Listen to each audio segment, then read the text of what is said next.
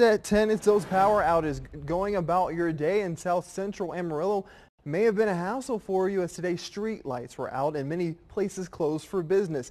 According to XL Energy, it's all due to a widespread power outage that is affecting thousands of people. ABC 7's Kayla Conboy live in the studio with the latest information. Kayla?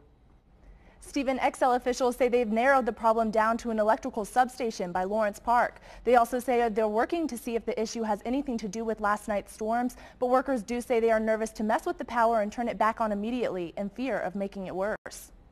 Homes, businesses, more than 15,000 people affected by a widespread power outage. I was watching TV and it just faded out. Carl Brown says at first he thought it was a cable problem.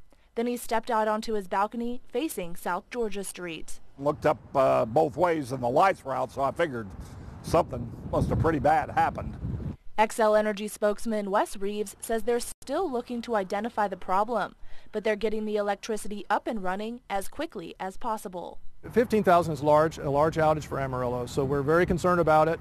We're concerned about the restaurants that are up and down this way. Like Texas Tea and their surrounding neighbors. We're having to tell them that we're closed due to the power outage. We're not sure when it happened, but it's crippled us pretty much for the most part today. Pretty much just black coffee and iced coffee. That's really what we've been doing with customers. The outage initially ranged from south of I-40 to 45th Street, all the way from Western to Georgia.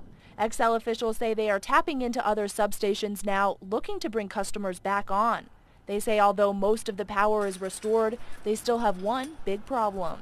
It's a hot day, a lot of air conditioners running, so we want to ask the folks that do have power if they would think about their neighbors, back off a little bit. Reeves says people should turn up their thermostats to around 78 degrees and put off using washers and dryers until the heat of the day has passed. We obviously don't want you to think much about your power because we want it to be on all the time. But you do need to think ahead sometimes. I sure hope they can get the power on for not just this business, for all businesses, because I know that means economically money and that kind of thing.